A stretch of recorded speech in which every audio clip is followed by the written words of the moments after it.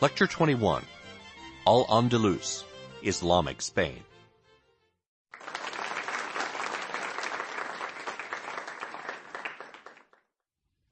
Welcome back.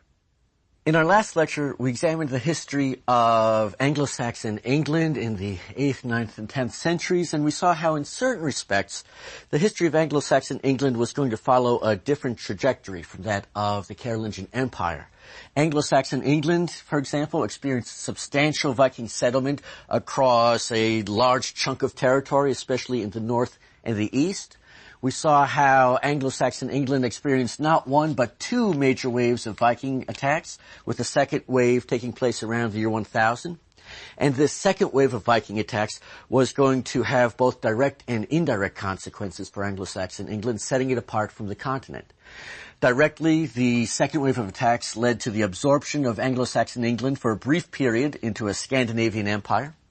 Indirectly, the second round of Viking attacks was going to set into motion a chain of events that would lead to the conquest of Anglo-Saxon England by Normans, French speakers, former Vikings themselves, who were going to rule over England for centuries to come.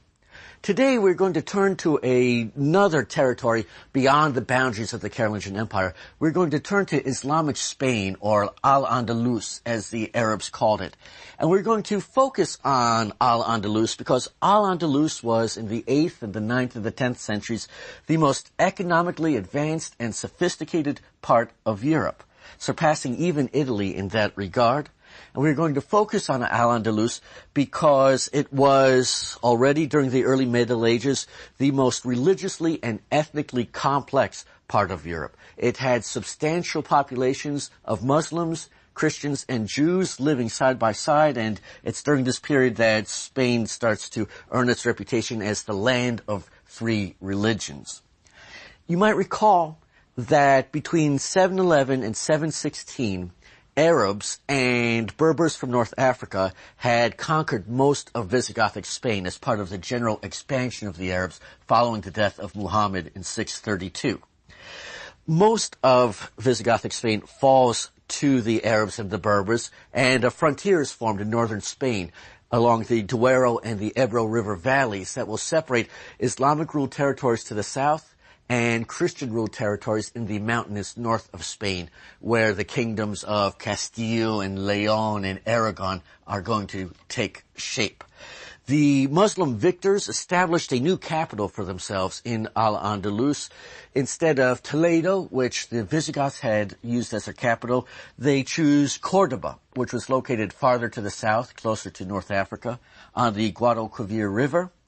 And Cordoba will remain the center of the political center of Islamic Spain until the early 11th century.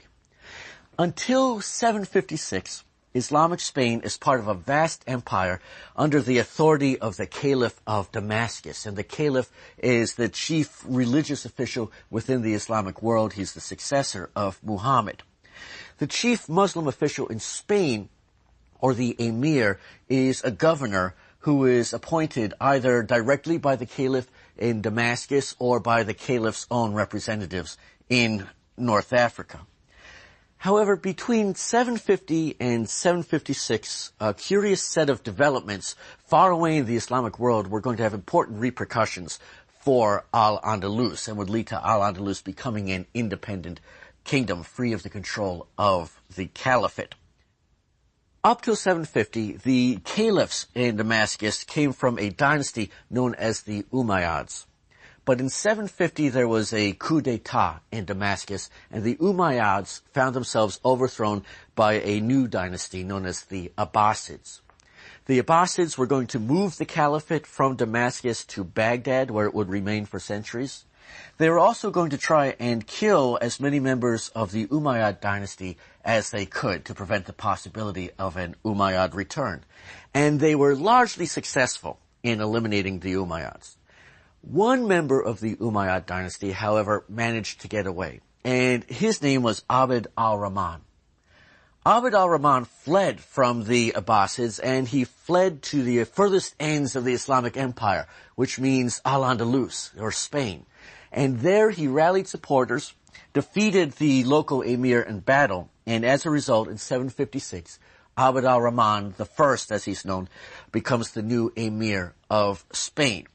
Having no love for the Abbasids, who had killed most of his relatives, he proclaims the political independence of Al-Andalus from the rest of the Islamic world, and the Umayyads become the new ruling dynasty in Islamic Spain, and the Umayyad dynasty will remain in power until 1031. At first, the Umayyads did not resume their old title of caliph. At first, they merely proclaimed their political independence of the caliphs rather than their religious independence, but over time they would learn to call themselves caliphs once again. The Umayyad dynasty in Spain reached the zenith of its power in the 10th century, and it's worth noting that Islamic Al-Andalus and Christian Europe often moved at very different paces. It would be difficult to see the 10th century as the zenith of anything in medieval Europe, but this is considered to be the golden age of Islamic Spain. And the individual who did the most to make this the golden age of Islamic Spain is another member of the Umayyad dynasty named Abd al-Rahman III. And this torments undergraduates very much to have every important leader named Abd al-Rahman. Abd al-Rahman III had a remarkably long reign. He becomes the emir in 912 when he's only about 20 years old, and he was going to reign for nearly 50 years. He does not die until 961. Abd al-Rahman was in some ways a very unlikely candidate to be the most powerful member of the Umayyad dynasty in Al-Andalus. He looked very odd for an emir. He had blue eyes and he had light hair. His mother was in fact Frankish, and his appearance was a source of some embarrassment to him because other Arabs mocked the way he looked. He reportedly dyed his hair jet black in an attempt to fit in better, but these were the days before tinted contact lenses, and the blue eyes were always a dead giveaway that his background was somewhat unusual. Abd al-Rahman III was also famous or infamous for the forcefulness with which he put down challenges to his authority and rebellions. One example of this involves an individual by the name of Ibn Hafsun. And Ibn Hafsun had tormented the Umayyad dynasty with frequent rebellions, and when Ibn Hafsun died in 917, his sons continued the rebellions against Abd al-Rahman III, who was determined to make an example out of Ibn Hafsun and his family. It took 11 years, but by 928, Ibn Hafsun's sons had been defeated by Abd al-Rahman III. But Abd al-Rahman III was not content with simply defeating his enemies.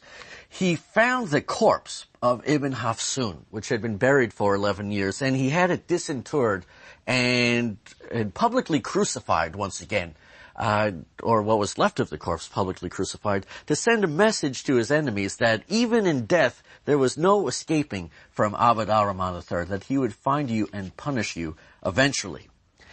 In addition to these rather strong expressions of what he would do to those who opposed him, Abd al-Rahman III was also creative in his use of technology and high-tech special effects to dazzle those who came to see him. And one of the ways in which he impressed visitors, especially foreign visitors, was to have in his reception hall a bowl of mercury on a pedestal, located in a room that had windows very high along, almost touching the ceiling. And when visitors came to see him, he would be seated on his throne, and he would have one of his officials set the bowl of mercury in motion with a very light touch. As the light rays from the window hit the bouncing bowl of mercury, the light rays would flash across the room like lightning bolts, and he in fact put on a laser light show for foreign dignitaries who were quite astounded at the fact that he could make lightning appear in his chambers. So powerful did Abd al-Rahman III become that he decided that it was time for the Umayyads to resume the title they had once had, but then lost to the Abbasids. And he takes for himself the title of Caliph, or Khalifa in Arabic, once again in 929, claiming an equal status to the Abbasids of Baghdad. Toward the end of the 10th century, The Umayyad dynasty, however, was going to begin to lose control over Al-Andalus. And early in the 11th century, Al-Andalus was going to fragment into a group of approximately 24 smaller and independent kingdoms, all with their own Arab Muslim ruler.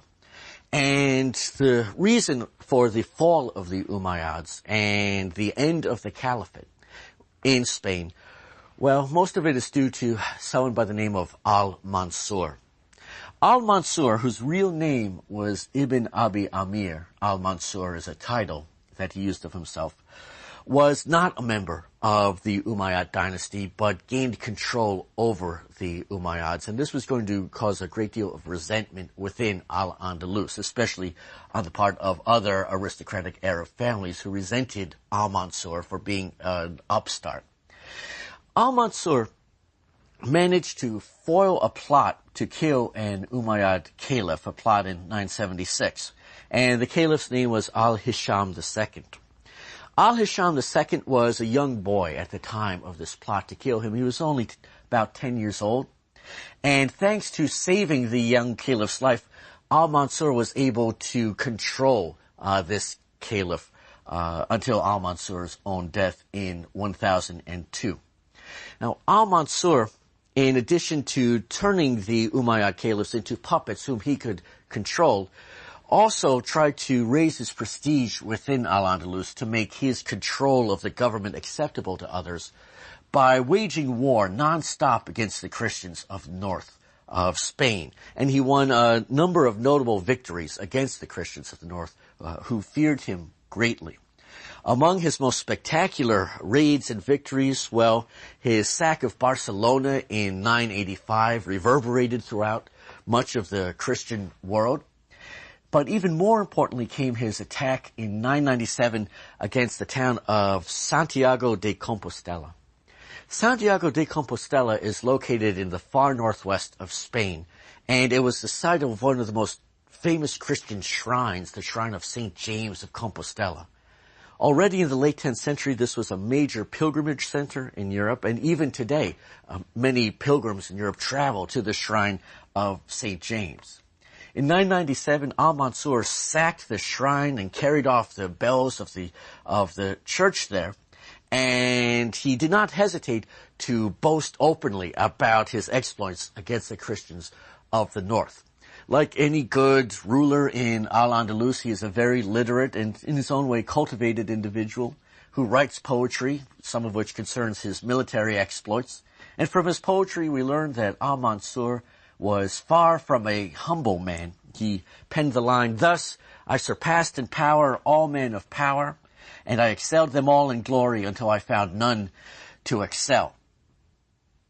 In addition to controlling the Umayyads and winning these notable victories against the Christians, you find Al-Mansur establishing his own court with scholars and various hangers-on to rival the Umayyad court in its glory.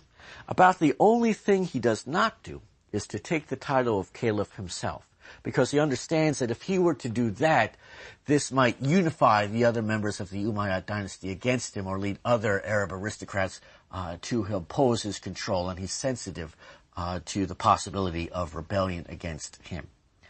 Al-Mansur died in 1002, but his son and successor did not show quite as much sense as the father had possessed. His son, named Sanjul, did something that aroused widespread resentment against him and galvanized the opponents of Al-Mansur and his family. Sanjul was not content with the reality of power. He wanted the titles to go along with it, and he convinced the Umayyad Caliph of Cordoba, who lacked a male heir, to appoint him as the next caliph upon the death of the last Umayyad, so that the office of the caliphate was now going to become a possession of the family of Al-Mansur. The caliph himself did not put up any sort of fuss about being asked or told that he was going to designate Sanjul as his heir, but other members of the Umayyad dynasty decided that enough was enough, as did members of the Arab aristocracy in Al-Andalus, and the result was a civil war that was going to rack Islamic Spain for several decades. In 1009, the civil war finally broke out, and it went very badly for Saint-Jules. His followers desert him. He is captured and crucified, literally crucified, by his opponents. But at the end of the civil war, in 1031, instead of a restoration of the Umayyads to their former power, Arab aristocrats decided that the office of caliph was more trouble than it had been worth. That the struggle over the office of caliph had caused too much dissension among the Arabs of Al-Andalus, and that the best thing to do would be to abolish the office of caliph and instead break up Al-Andalus into this series of about 24 relatively small kingdoms. This fragmentation of Al-Andalus in 1031 is going to set the stage for the later Christian reconquest of Islamic Spain, which will begin in earnest in the late 11th century. Turning from the political history of Al-Andalus to the economy of Islamic Spain and the society of Islamic Spain, it must be emphasized that to cross over the frontier between Al-Andalus and the Christian North was almost to enter into a different world. A major Christian city in the 8th, 9th, or 10th centuries might have a population of 10 to 20,000 people, and only the cities of Italy could even reach that level.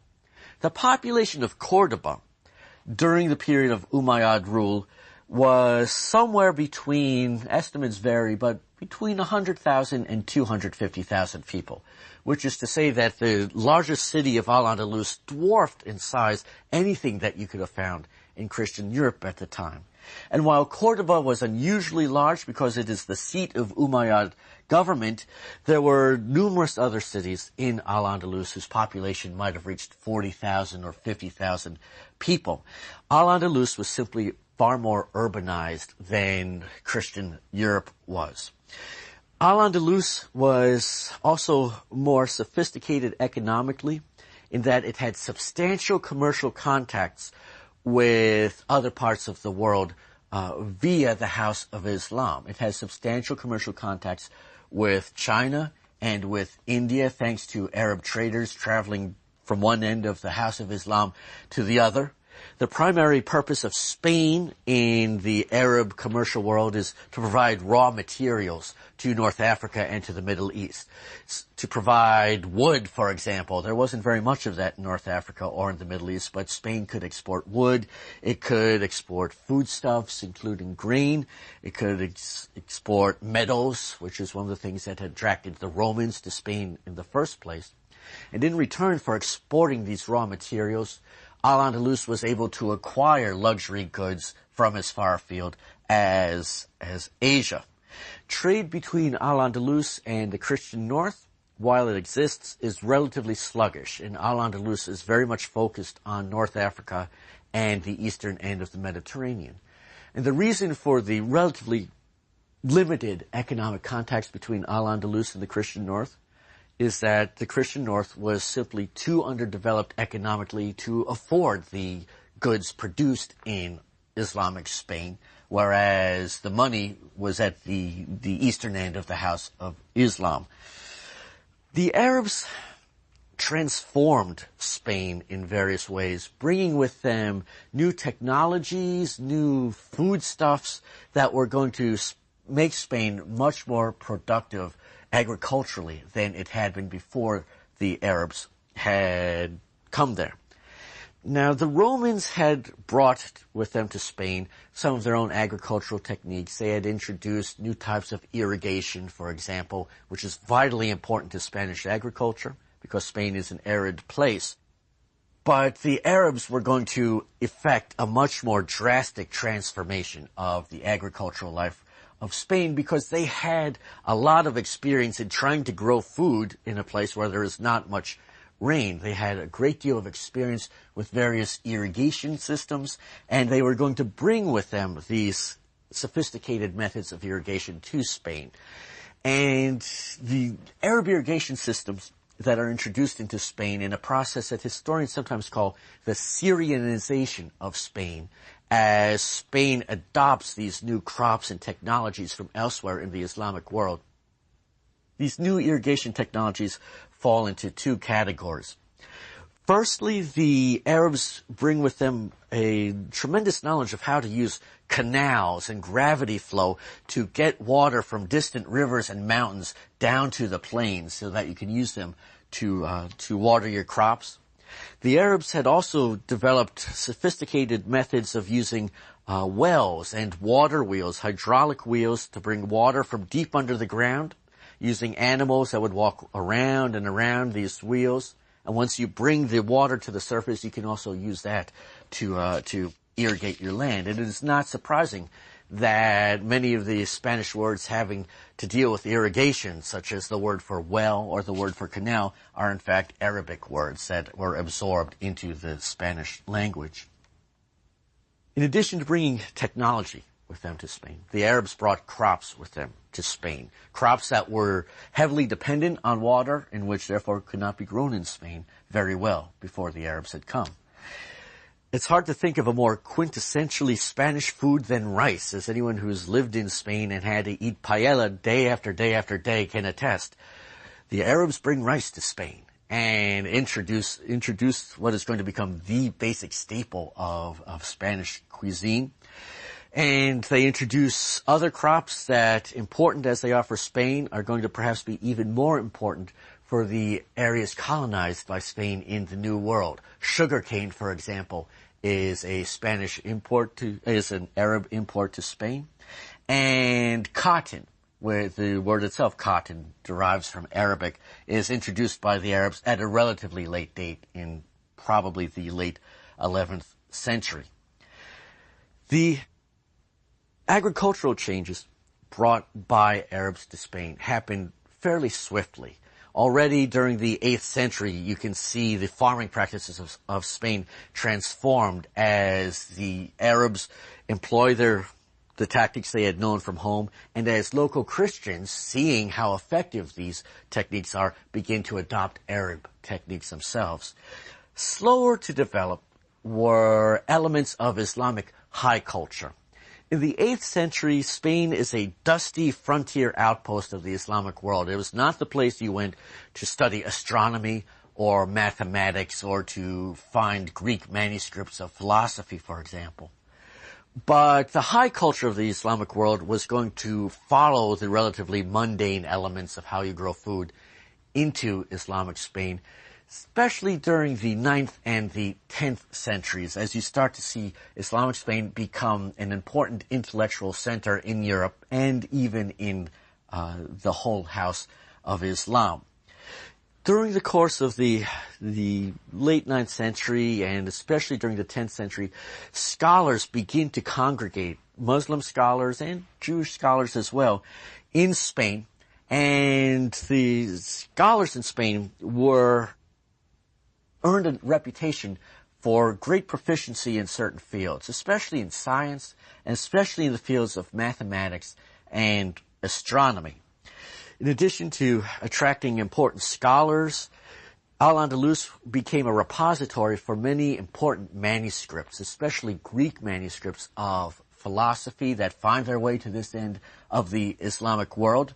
And members of the Umayyad dynasty are instrumental in bringing Islamic high culture to Al-Andalus.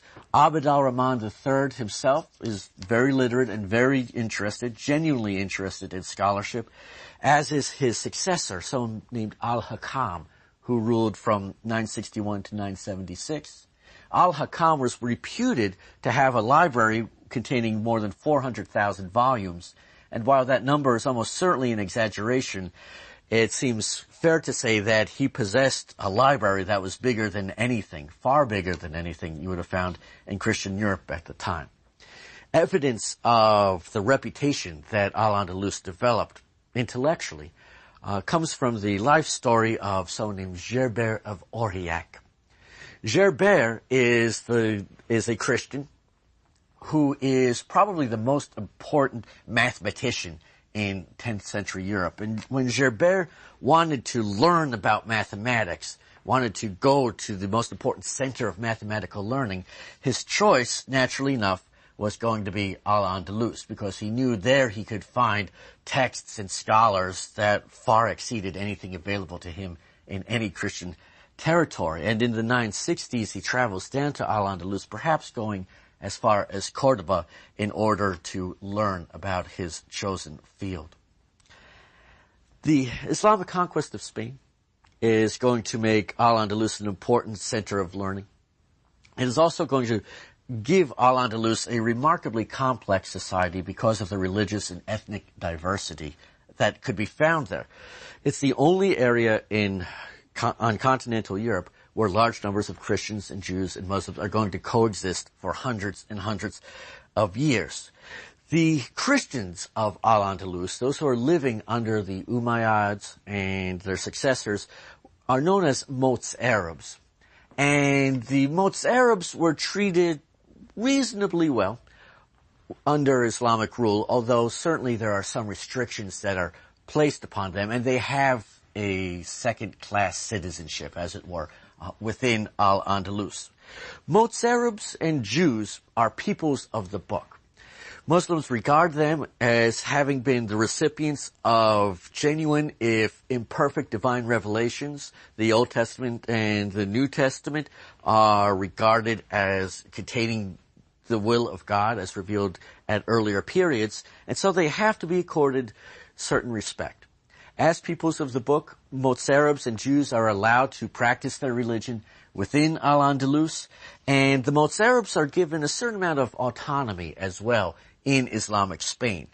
They are given a certain amount of self-government, for example. They have their own law courts and their own judges, and if there's a case involving a lawsuit between two Christians, you don't have to use Islamic law. You can use Visigothic law and judge yourselves according to your own law code.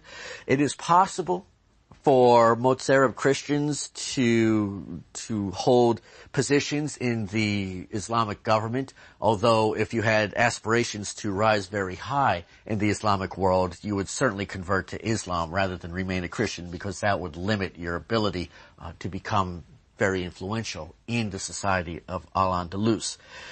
There are restrictions imposed on Mots Arabs, though, and Jews as well. The clearest difference involves taxation.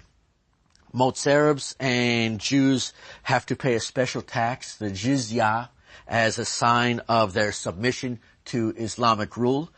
They cannot practice their religion in any way they want. They have to limit some of the public expressions of their religion. For example, you're not supposed to ring church bells if you're a Mots Arab, because that's too public a proclamation of your Christianity. Theoretically, you're not supposed to build any new churches, although often you could get around that restriction. You certainly should not attempt to proselytize. If you are a Mots Arab and you try and convert Muslims to Christianity, then you are going to be put to death, more likely than not.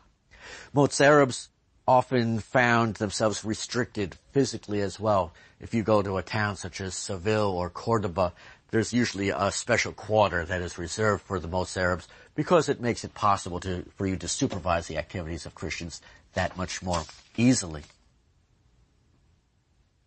Over time, during the 8th, the 9th, and the 10th centuries, the number of Christians dwindled in Islamic Spain, not because they are forced to convert, but simply because they start to be absorbed into the Islamic world and they decide to become Muslim themselves. And the crucial period would appear to have been the 10th century. And during this period, Christians go from being the majority of the population in Al-Andalus to a minority within that population. Some Christians took this development rather badly and staged public demonstrations against Islam, openly courting martyrdom by speaking badly about Muhammad, for example, in Christian churches, in an attempt to rally Christians around Christianity in the hope that public martyrdom might inspire people to cling to their religion and not adopt Islam.